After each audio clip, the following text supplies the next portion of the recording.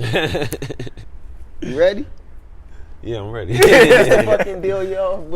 We here with another episode of Artists from the City. I'm Nick. What's good, y'all? I'm Zaire.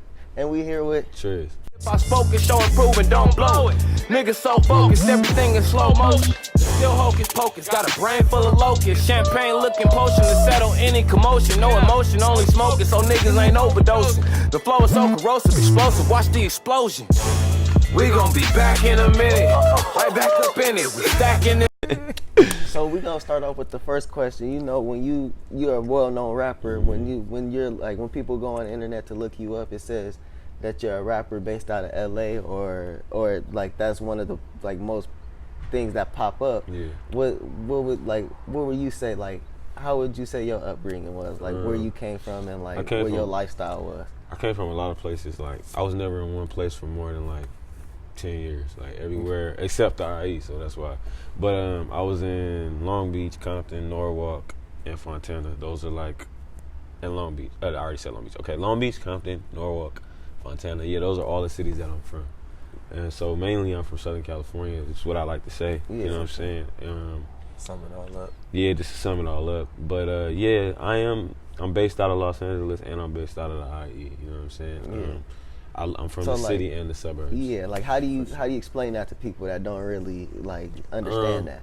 Exactly like that. Like I just like, you know, I try to give them this insight. Like I was always moving around. You know what I mean? I got a best of both worlds. I was in the city and I was in the suburbs. You know what I'm saying? Like I went to elementary and middle school in the city, and I went to middle school and high school in the suburbs, you know what I'm saying? So I got my upbringing and shit from a lot of different cultures and a lot of different aspects of the city and the suburbs. So like I got the best of both worlds. You know what I'm saying? So most people that's in the game or whatever have one place that they've been from. Yeah. Like you ask like a lot of rappers where they from. Oh, I'm just from here. I can't really say that. You know what I'm saying? Because you've been I've so spread out, and you had so many like experiences. Yeah, it's not a consistent thing. It's just you piece them all together, then it makes that full. Exactly. So yeah, it's sometimes it's confusing, but they get it. Okay. I'm from Southern California. I get it when you say like Southern California sums it all up. Like, yeah. Okay, this nigga been like here, so he's from everywhere. I don't need a map to get around. So how long have you been rapping? I've been rapping. Like I picked up my first pen when I was 9, and that's when I first began to like get into it. Yeah. Like my sister's boyfriend was hella into raps and shit. Like this was like 99, or no, this was 2001 when I first put my shit down. But like 2000, around that time, I was like, they was putting me on to like when Cash Money and No Limit was cracking, like 90s Cash Money, 90s No Limit. I was hella into that shit. West Side Connection and shit like that was the first album I ever heard when I was 4. That was 96. So I was getting all this music thrown at me, hip hop and like G-Funk and all of that, or not G-Funk, but funk, G-Funk as well, but like funk and all of that shit, like Funkadelics and all of that, and George Clinton, my dad was putting me on all that shit, and jazz music, smooth music, like music has always been around, you know what I'm saying, and like I said, like my sister's boyfriend had like helped me write my first rap, because he was always freestyling and rapping and shit, you know what I'm saying, so that's when I first picked my pen up and wrote my first little bar he helped me with. And then, but when it got serious, it was like when I got into high school. I was like 14, 9th grade. I got my first little microphone from the Walmart and shit.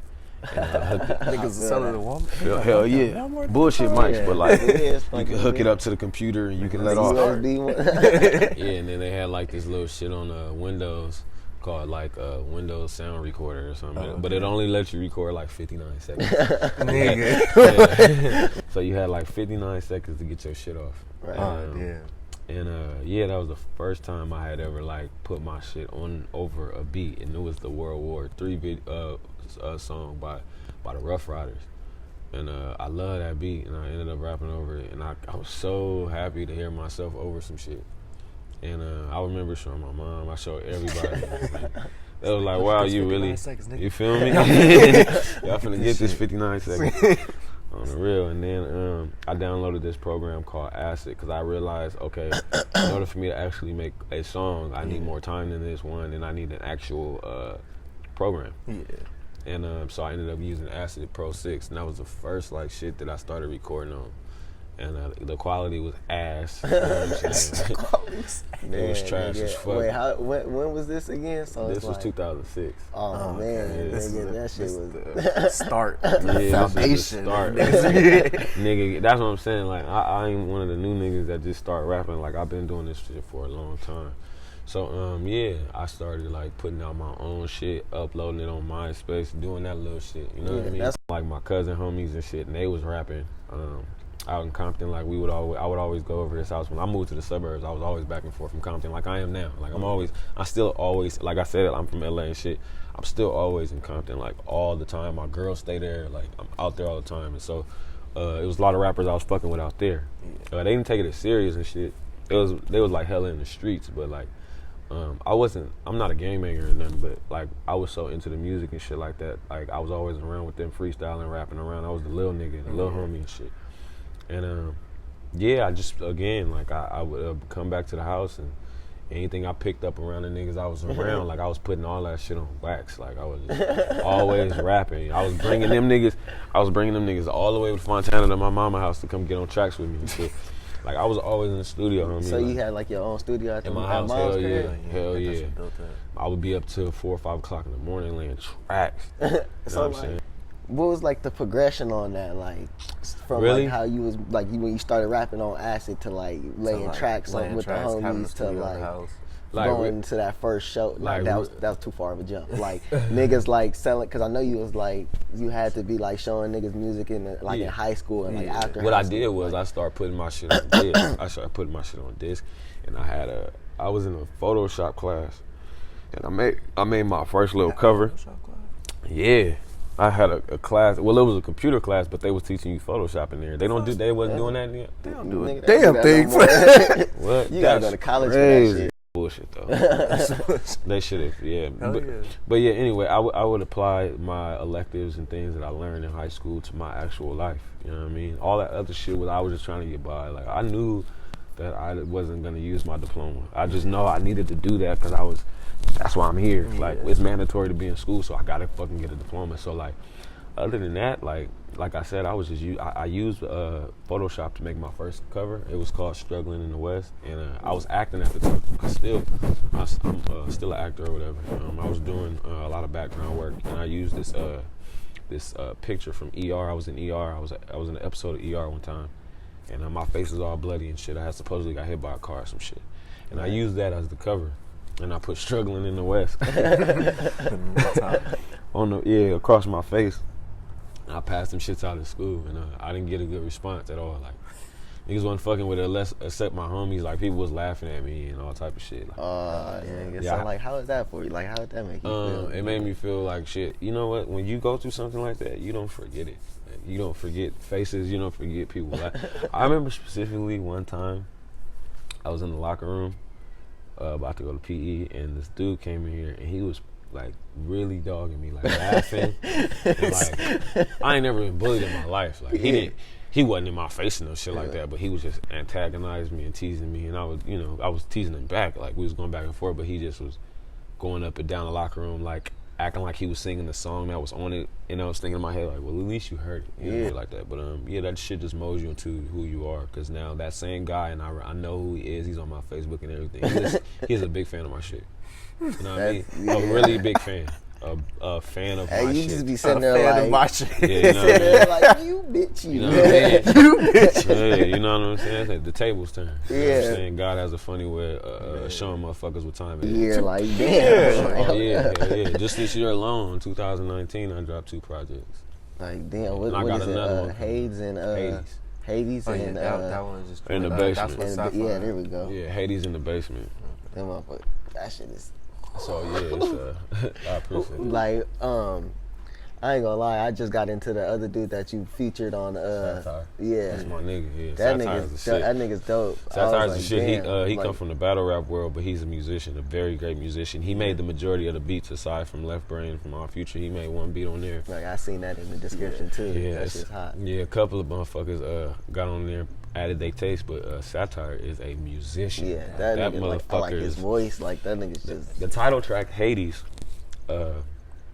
He produced that whole shit.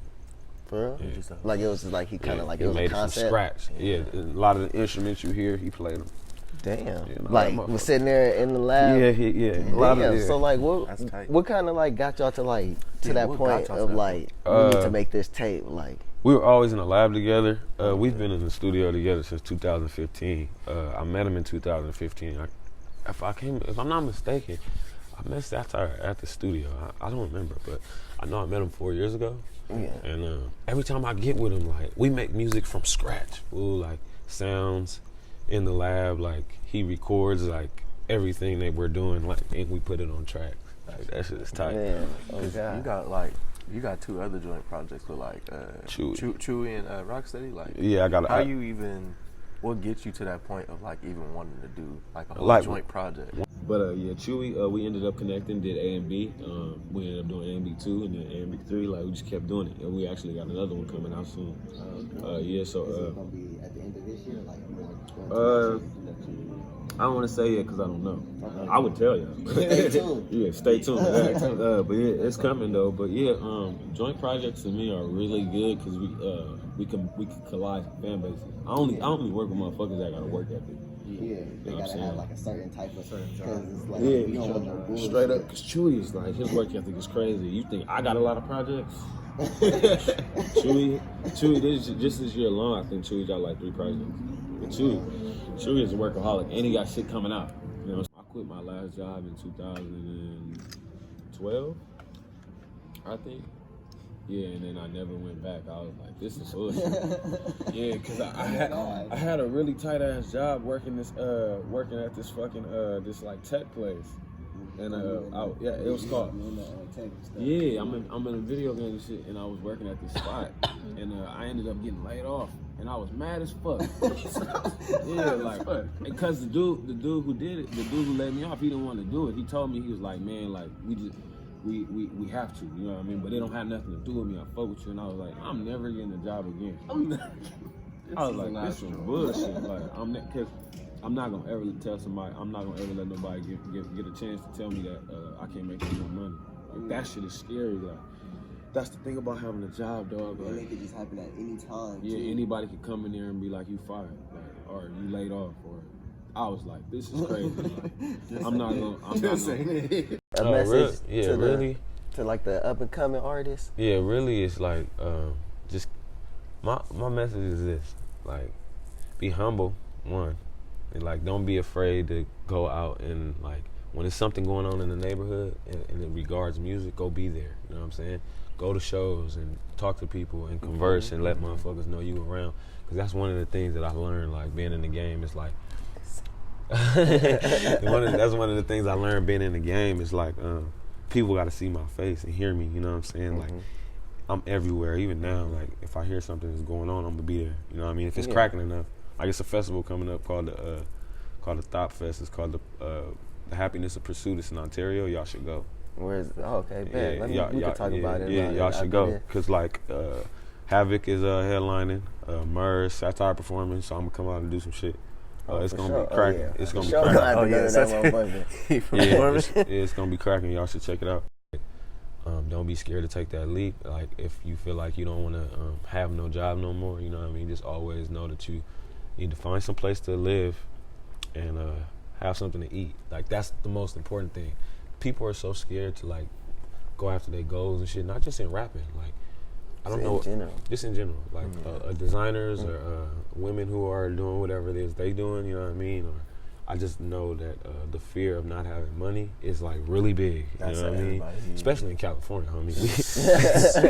Like gas on my way here, fool. Like $4 a gallon and shit. Hell no. You know what I mean? If you think about it, every time we eat out, we spending like $20. You know what I'm saying? On food, yeah, that's just on 2 people.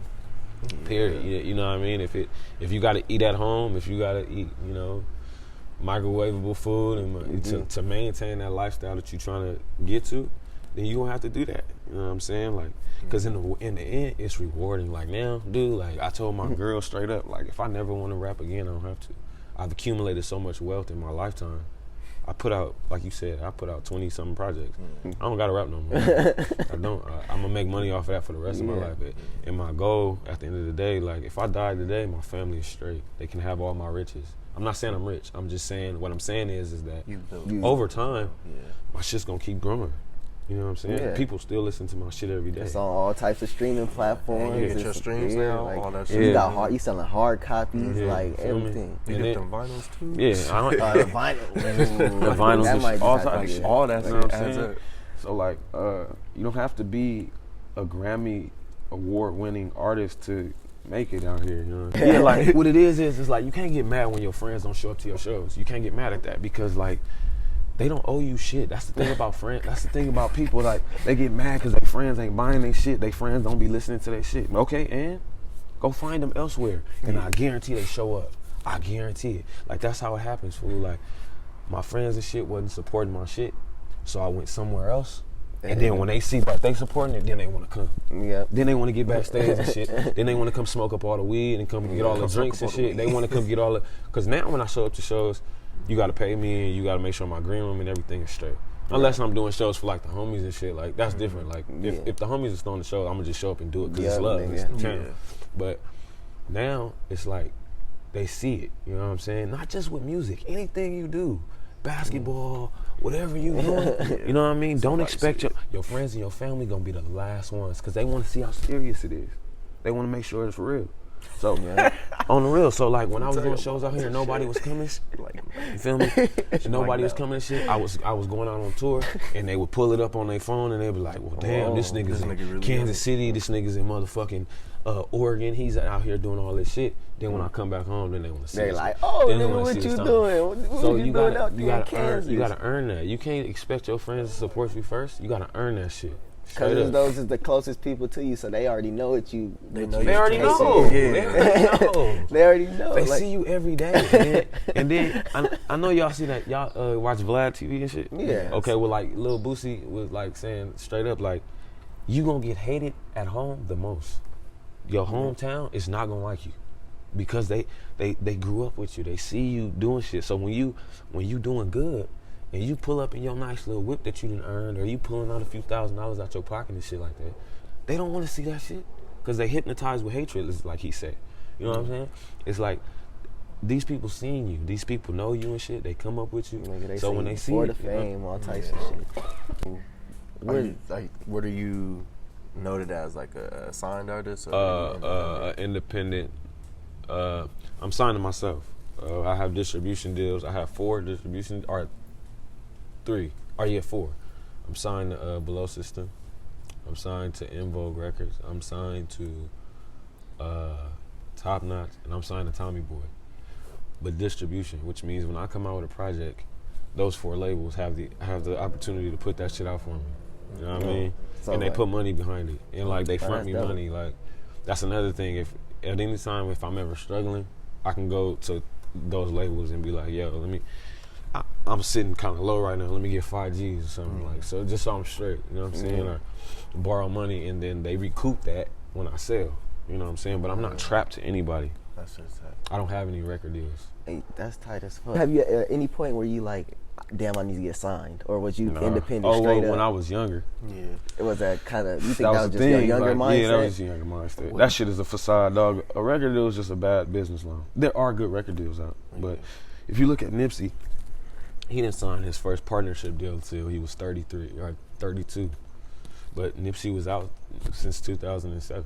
He put all his shit out himself. Even Victory Lap, he put out himself, but he was partnered with Atlantic. So that money was his. But they helped distribute it, you know what I mean? And they helped put it in the right places. They helped him get to where he needed to get a Grammy nomination. You know what I'm saying? Yeah. It's shit like that I wouldn't mind doing. So like, if Rock Nation or somebody was like, "Trizz, let's work."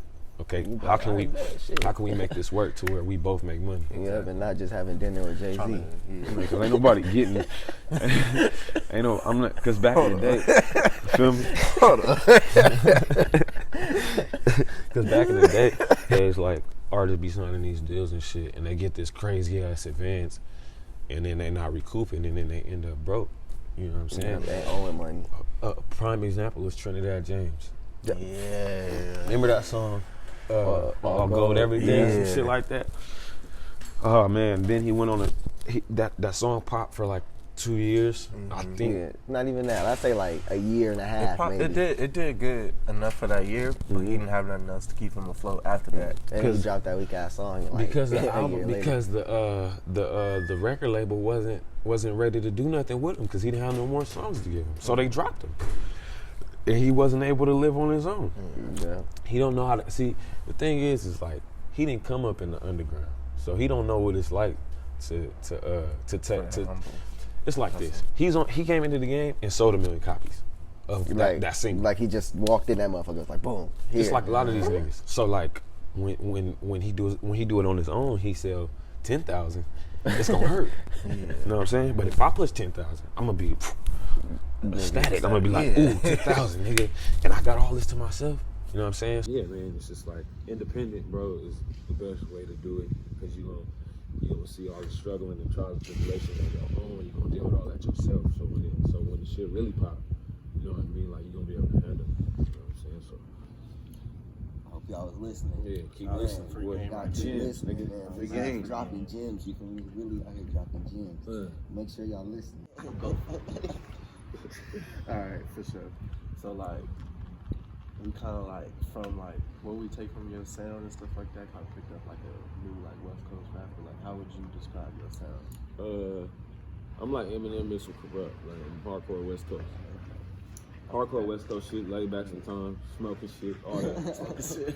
Probably go sock a nigga one time, just for the fuck of it. That type Just of for the shit. fuck of it. That type of shit. Yeah. How you get to that like point? Like, usually like I feel like when you stepping in the game, like you don't really know what your sound is. Yeah. How did you figure out like this is my sound? That shit work. I found it. Yeah, that shit worked. Appreciate it. I just found it on my own. Like I let it find it on its own. Like I rap over my favorite BPM is like 90 to 95. It's like something I could ride. Like it's West Coast.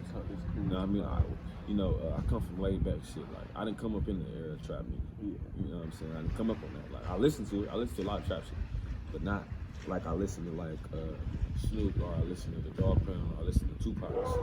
Like I came up on lyrics. You know what I'm saying? Like I said, Eminem, that's my favorite rapper of all time. My tongue is sharp. You know what I'm saying? I make sure what I say is like it's clever, it's witty. You know what I'm saying? When you hear, You gotta play that shit back. it. Like what? Okay, off the top of your head, without having to think about it, what's something the most? Like what's one of the hardest things you said? Like something that you're like, damn, I ain't even know some shit like that. Let's pull it up. Hold up. Nah, real talk. Let me go to my notes. I'm gonna keep it 100 with y'all. Let me see. All right, actually, let me go to my songs. Let's see. I know you got one. We just like, Oh, my new shit on Hades. I say I'm in the inland, but it feel like Hades. Inflation is invading. Everybody going crazy. Don't be lazy. Trumping on the nigga head. Like, I started thinking maybe like, what if I had a baby? They would hate me, bringing them into this world shady. You know what I'm saying? It's like it's something everybody can relate to. It's second. It's something everybody can relate to. Like we from the inland, it's mad expensive to live here. Inflation is invading. Like shit is getting expensive. It's like we don't know what the fuck to do. You know what I mean? Like I feel like they doing that shit on purpose though. To kind of like kick some people that. It's like this, man. Like with Trump in office, you gotta get it. You have to be independent. This is not made for you to survive. Like getting a job is like not made for you to win. I hate to say it like that because there are good jobs out there. Like surgeons and motherfuckers is getting paid crazy, but I feel like surgeons and like people who and doctors and teachers and shit like that, people who really provide life for us and like help us, get paid millions of dollars. Because they like actually teaching people how to live. Like without them, when you developing the people that live here. You know what I mean? There's no reason. It's no reason why entertainers should be getting paid more than doctors. It's crazy. Like I said, we from the underground. Like we ain't got security guards. Like if you got beef with me, we gonna see each other. Like, you know what I'm saying? Like, I'm being real. I'm being real. Like we really live whatever it is that we about. Like this is the underground. This is not mainstream hip hop. So like that's why I don't really get into confrontations with people. I try to stay out of that shit. I don't entertain the internet and all of that shit. No, I mean, this is not. Yeah, this is not Hollywood. Like this is real to me, and like whatever I'm talking about is for real. You know what I mean? So, yeah, man. Like I always kept it West Coast. Always kept my Levi's on, nigga. Always kept a fade, and I always kept swishers, nigga. Like I always kept it hella West Coast, nigga. Dutchess, nigga. I always kept that shit. I don't smoke swishers. No, I don't smoke weed like that no more. But I'm just saying, I always stayed where I was at, nigga. Hell yeah, I never switch shit up. You can ask all my homies. They always be like, nigga, every time I get in the car, nigga, all we listen to is West Coast shit. You right? You right? You right? Where did Trizz come from, and how is that different from Baby Rip Gut for your name? My name is Trey. So when I first started rapping, like in 2000, they was calling me like Young Trizzle. My cousin, my sister boyfriend named me Young Trizzle. And as I got older, that got corny, like and it like changed, and it got to Young Trizz. I tatted it on me, and then just Trizz. It's real easy. But Baby Rip Gut came from my brother Lynch. Y'all heard of Brother Lynch? Yeah. Okay, Brother Lynch is a rapper from Sacramento. You need to look him up. He's a legend. I've heard of him like from like older people, like my brothers and them. Like I've seen like videos of him on YouTube, but I ain't really like he's invest in my time. Like, oh, okay, let me listen to this. Like, let me listen to him. Well, when they call him, he call himself the Rip Gut. His shit is like horrorcore, like hardcore shit. Yeah, I've been seeing the videos and shit. Eating them and all that shit. So they call him the Rip Gut, and when he discovered me, he just called me Baby Rip Gut. So I put it as my Instagram, and then they've been calling me Baby Rip Gut as a nickname since. So that's where it came from. So all my names, like that's another thing. Like I never had to think of a rap name. Like, because if you in this shit, you just in it. I was into this shit. I didn't come up with no rap name. I thought that shit was, I kind of think that shit lame. Yeah. But you have to sit and you got to think like, I got to think. Like Chewy, he got his name because he told me he was always eating something at school. Like that nigga was eating. He told me, that's what he said. He said he was always eating. If I'm not mistaken, he said he was always chewing something or always eating something. It's like your name becomes your name because of something about you. You don't sit in a room and come up with a name, nigga. That's not how it works. Yeah, but nowadays, that's how it works. Yo, you gotta ask this question. This is like the last one. We always get into this.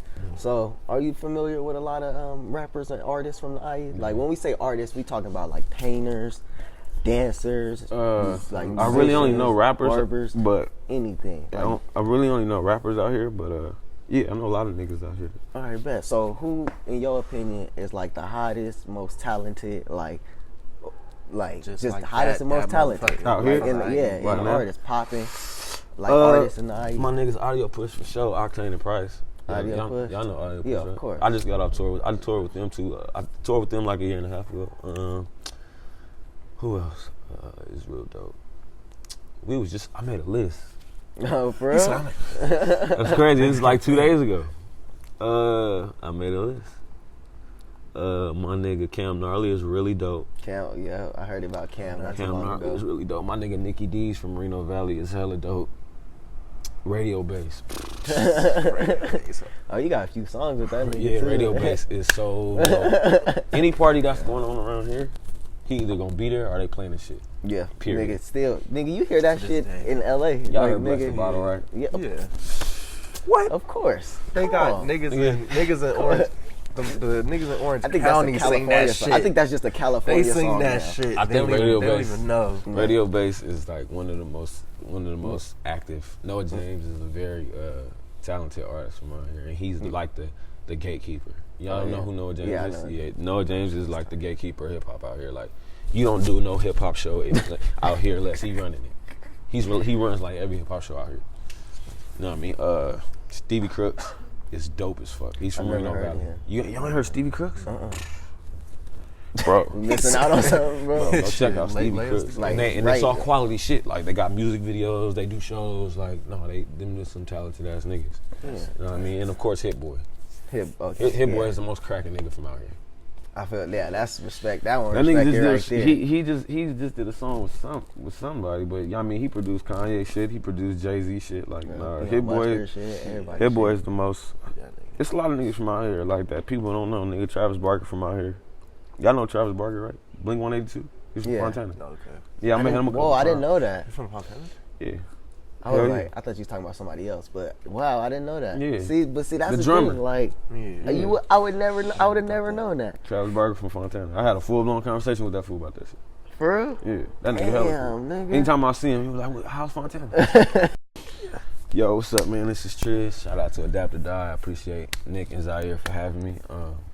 Yeah, man. IE, all that shit.